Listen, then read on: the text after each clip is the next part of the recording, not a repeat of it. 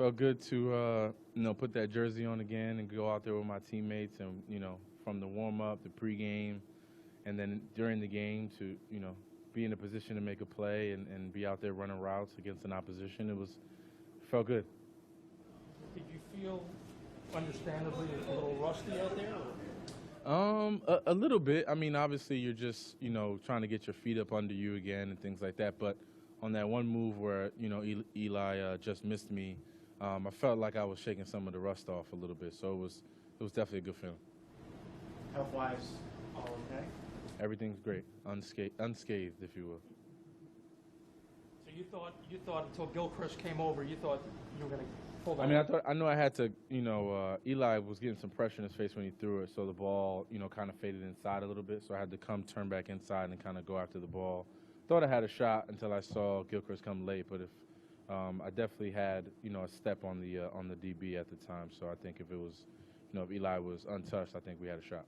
Did Revis say something to you early, or welcome back, or anything like that? No, he just said hello to me when after the first run play and whatnot, and he just said it's good to see you, and then just carried on about our business.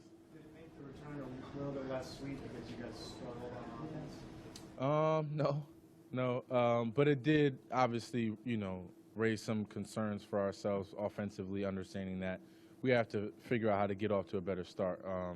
And figure out how we can get the ball moving and get into a little bit of a groove. But that's nothing we can't fix. Watch the film, see the good and the bad, and take it from there. Coach McAdoo is saying we had a game plan and it's a whole different situation for the offense. Do you believe that? I'm not sure. I think Coach obviously does a good job of game planning and figuring things out and what advantages we have going into the team. So. I can't really speak on that. I just know that we go in there with a very, very detailed game plan, week in and week out, and those are the plays that we execute.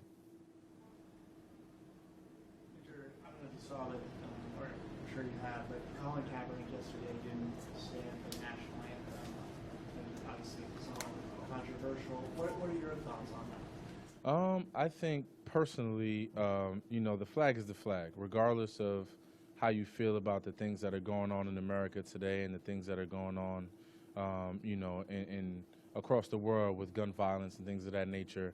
You got to respect the flag, and you got to stand up with your teammates. It's bigger than just you, in my opinion. I think you go up there, you're with a team, and you go and you pledge your allegiance to the flag, and you sing the national anthem with your team, and then you go about your business, whatever your beliefs are, your beliefs, but.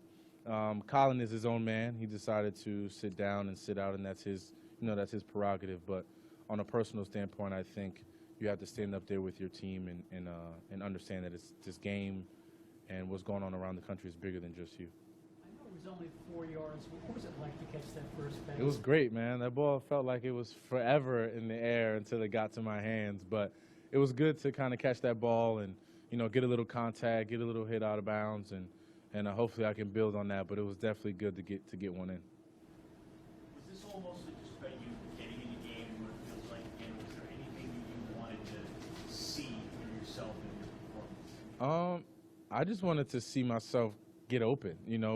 Continue to go out there and do the things that I'm accustomed to doing, and I felt that way. I felt good about the things I was putting out there. I felt good about how I was running my routes, the things that I was doing, and things of that nature. So step one was definitely being out there, getting out there with my teammates, and then step two was not just being out there, is making an impact.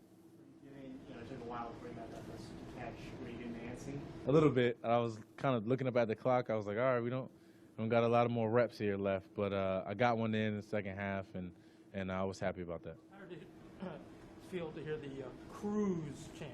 It was unreal. It kind of gave me goosebumps, especially that first walk out onto the field.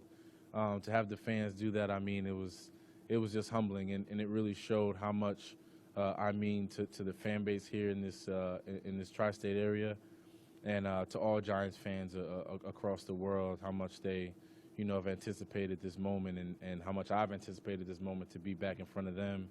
And it was a pretty surreal moment for me, to say the least.